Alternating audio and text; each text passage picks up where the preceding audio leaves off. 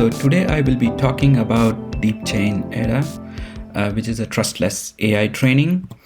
Before that, a quick introduction about myself. I'm a stake pool operator of a pool called PGWAD in Cardano. It currently has IOG delegation. Along with that, I'm also a software engineer in an IT company.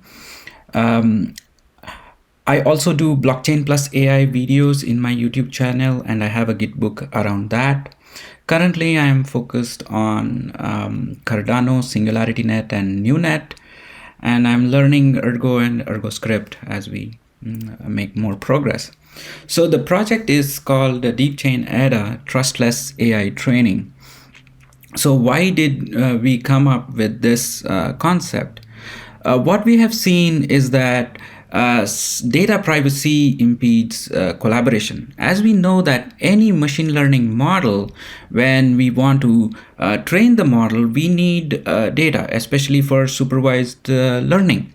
And medical data has been very difficult to get, mainly because of the data privacy issues. The data holders are not allowed to share the data, or they have to share they have to keep the data in the encrypted form, and all of that. The stark importance of this was seen during COVID-19. We found that many machine learning models that were trained with limited data that was available at that time didn't really do a good job in predicting COVID-19. So there are two major approaches that people have tried to go around this data privacy issues. One is called Federated Learning. So this has been pioneered by Google, wherein there is a central server and different nodes. The model gets trained in different nodes, and then they send back the gradients over to a central server. The other version of that was Melody. This was a European project where 10 pharmaceutical companies joined together, shared their data, and privately, in the sense preserving the privacy, and got benefits from the machine learning models. But any AI training that involves privacy has challenges. These are membership attacks, inference attacks, and we also have something called as lazy or honest but curious participants. So today I will be talking a little bit more about how we go about solving these challenges. So before that, I wanted to talk a little bit more about federated learning. So in a federated learning, you have a central parameter server. So this parameter server takes care of distributing the model to the nodes that have the data.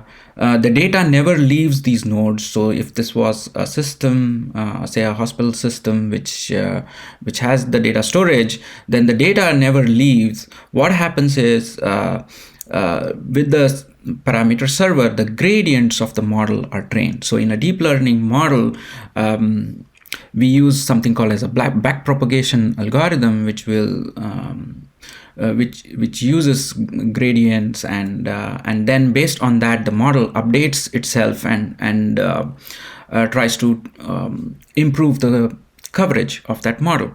So the idea is that as we feed the model with more data, the model gets better trained, and the central parameter server takes care of aggregating the gradients and sending those gradients over to these nodes. In a trustless learning, what happens is we decentralize this parameter server. So again, we have nodes with the data, but now instead of interacting with the parameter server, they use the blockchain to do the same job. So now, what are the security threats that we need to take care when we build such a system? This is true for federated learning, and it is also true for distributed blockchain-based learning. So the first one important aspect is disclosure of local data. What we have seen is that even though you are sending the gradients, you can still do things like membership attack and property inference attack. So in membership inference attacks, what happens is the attacker runs a machine learning model which records and determines whether the data set that is being trained, whether it belongs to a particular training set or not. So the idea is that when a machine learning model is trained with a known data, then it has stronger confidence scores. So using those things, we can do what we call as membership inference attacks. So in a property inference attack, what we see is with partially trained model, can we extrapolate and try to get properties of the data. So these are two important attacks that have been widely researched and also and also worked on. So how do we mitigate these problems? So there are various techniques to mitigate the problem. People have used something called as differential privacy and homomorphic encryption and similar techniques. For blockchain-based designs, what we are observing is that homomorphic encryption is more suitable. Homomorphic encryption mainly because the participants can now work on encrypted data. So the first thing we always have to ensure is that you encrypt the local gradients. So there is no way around it. And once you encrypt, the participants need to collaborate because they have to now work on that encrypted data. Remember that we have to aggregate the gradients and all of that, and homomorphic encryption helps in that. And in particular, the Paylor crypto system is well suited for such designs. One of the things in Paylor crypto system is that it needs a key generation, trusted key generation server, or we can also use distributed key generation. There are papers around how to handle distributed key generations along with Shamir secret sharing algorithms to ensure that the participants can use the homomorphic encryption. So the other important aspect is collective decryption. So instead of one party being able to decrypt the aggregated data, what we try to do is we use something called as collective decryption. So the main idea is that some of the property inference attacks and membership attacks can be done if a single party is able to decrypt the gradient, and they can try to work around it. So with the collective decryption, what happens is that we need at least n participants, and in that we assume that there are t-honest participants. So that way, say for example, if 10 parties are involved in the training, then only if 6 parties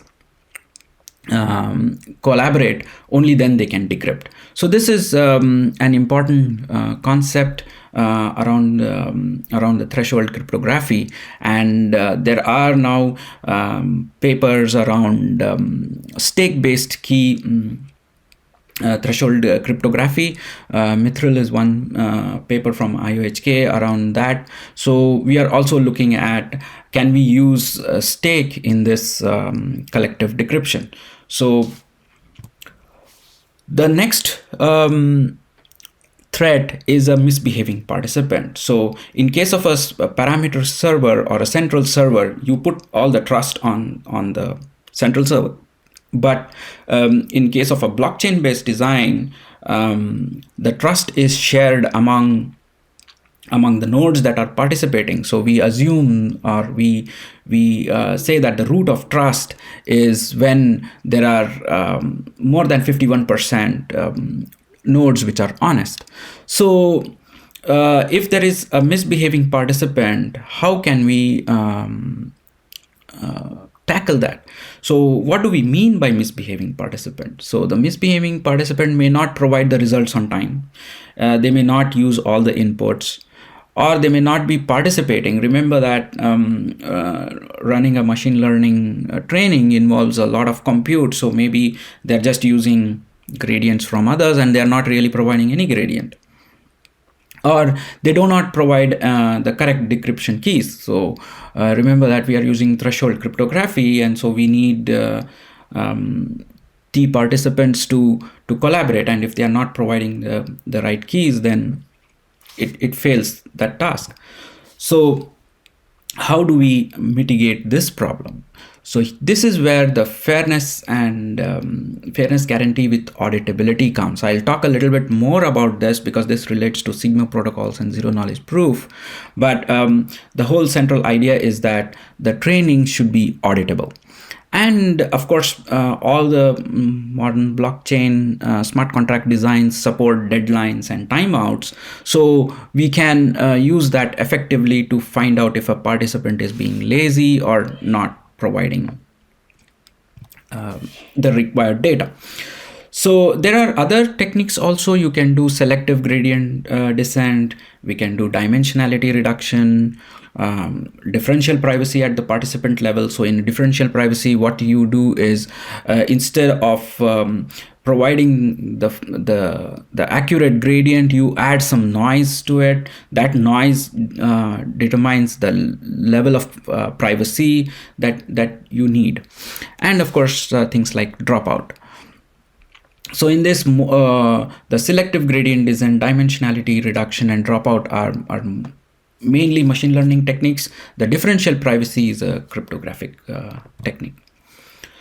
So now, for a trustless AI training, so for the trustless part, we decided we'll go with the blockchain. So we can use blockchains like Cardano and Ergo. I'll come to it a little later, why Cardano and Ergo. And Ergo has also additional optional privacy. So this changes the sys game a little bit more. We ensure privacy of the gradients using advanced cryptography, that is homomorphic encryption and distributed key generation, and threshold cryptography and stake-based threshold cryptography. And then we talked about auditability, and that for that we need to use zero knowledge proofs, and it has to be non-interactive. So I'll talk a little bit more about auditability and how we use Sigma protocols. So just to recap, what is a Sigma protocol? So in a Sigma protocol, what happens is there is a prover and a verifier, and the prover's inputs are X, Y, and the verifier's inputs are Y. And what we do is the prover sends the first message. So in this case, the prover sends the first message U, which is he generates the commitment U. Then verifier chooses a random challenge. So there is a finite challenge space, and the verifier generates that challenge and sends that back to the prover. The prover then finally sends a response Z, and that is the final message. And what the verifier then does is he either accepts or rejects this response. So This is what we call as an interactive proof, wherein the prover and the verifier are interacting with each other. So this is the three-step Sigma protocol, which is interactive. So we need non-interactive protocol. Why do we need non-interactive protocol? So remember that we are using Sigma protocols for auditability. So in case when the training is ongoing, then the verifier has to be part of that. So if the training has completed and someone wants to verify after the training is over, then they cannot do that in an interactive protocol, because there is no one to interact with. So what we do is non-interactive protocols. So the Fiat-Shamir technique is a mechanism which can be applied to Sigma protocols, and that makes the interactive proofs into a non-interactive proofs. So in this case, what happens is exactly the same thing. Same techniques are used for generating the proofs and responses, but the verifier can check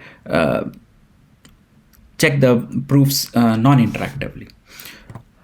So the reference paper which I'm using for the multi-party compute is universally verifiable multi-party computation from threshold homomorphic crypto systems. So the underlying principles of this paper is what we are implementing, and what we are doing is we are mainly focusing on correctness of proofs for both encryption and decryption. So whenever the training is happening, all the nodes generate the proofs while they are encrypting and also decrypting, and then a verifier either during the training or after the training is over can go and check those results. So we talked about cryptography, and we talked about blockchain, we talked about machine learning. So how all of these ties up? So this is the layered design that we are following. So at the bottom layer is the blockchain with smart contract.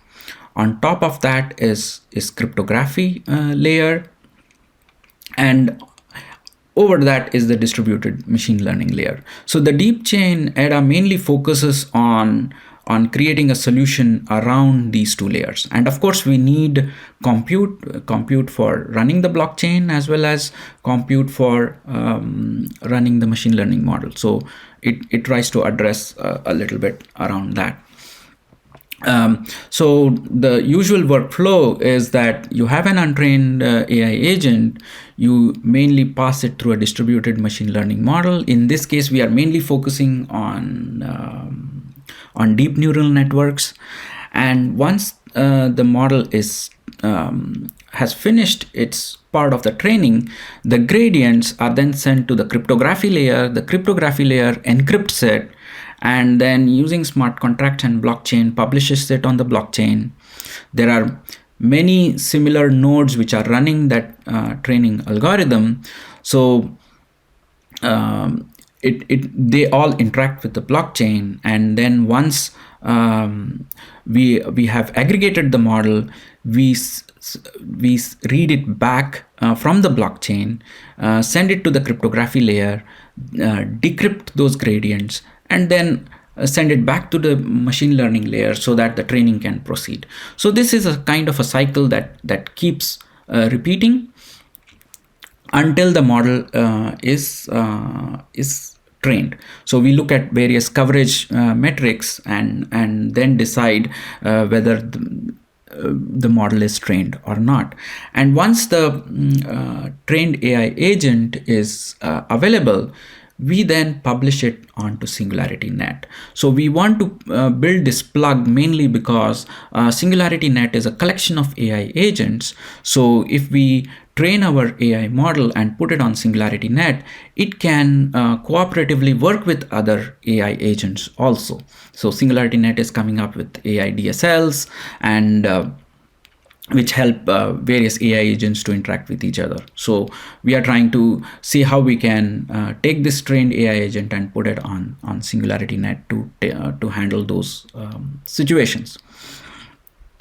So as you can see, on the blockchain side, we are mainly focused on Cardano in the beginning, and now also looking at Ergo, mainly because they are EUTXO based designs. So we are looking at how we can take the Plutus scripts and use the same design technique for Ergo script. We have seen some promising results with the initial test examples. For node compute, both Cardano and Ergo are very light in terms of node requirements. If you just want to run a node, of course Ergo needs a lot more compute if you want to do mining, but if you just want to run an Ergo node, it's not too compute heavy. But however, the machine learning compute needs high-end GPUs. So Singularity Net has a spin-off called as NewNet, which is providing a distributed compute. So we are working with the NewNet team to see how we can run a distributed machine learning model on NewNet.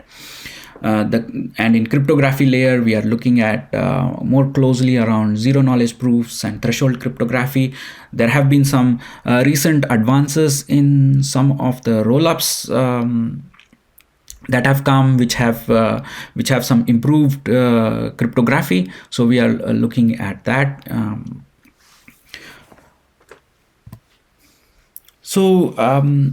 What is the key performance indicator for this platform? So the first KPI that we have is collaborated model should have higher training accuracy than any reference single party.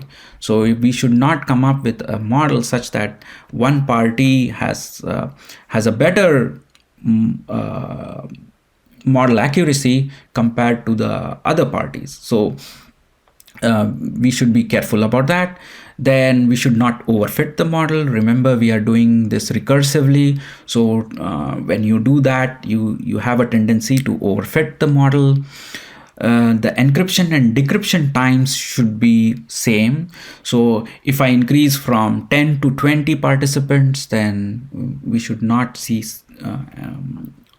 scaling based on how the parties increase. The trained model should be easily integratable with Singularity Net. And we also want to see if one of the parties was going to use NewNet, then can we meet some of the requirements, especially around deadlines and timeouts, because these are distributed nodes that are providing the compute. So how can we adjust if there is a party who is using NewNet? So these are some of the techniques we are looking at.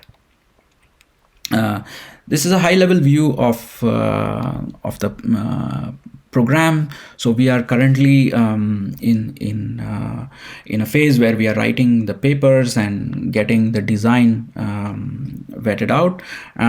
So in 3 months, we want to come up with smart contract design, and over a period of next 1 year, we want to make a first public alpha release with basics of security and privacy as part of this. Now, I talked about Ergo a little bit. What we are mainly looking at is how can Ergo benefit this kind of a framework. Now, remember, Ergo supports Sigma protocol, which allows privacy-oriented dApps. So we are looking at how can we use some of the techniques that Ergo has. Especially, I have a huge cryptography layer. So if the underlying blockchain provides some of those cryptographic techniques, then can I get rid of some of those cryptography? Can I make the cryptography layer thinner? That is something I am exploring with Ergo. And of course, how can I reuse the smart contract design for that was done for Cardano in Ergo? So this is something that I have started very recently. I mainly focused initially on Cardano because of Singularity Net and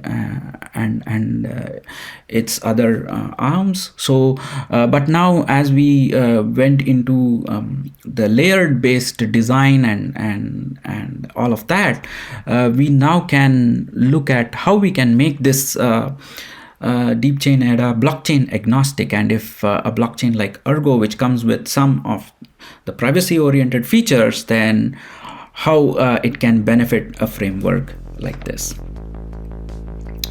That's all I had for today. Thank you.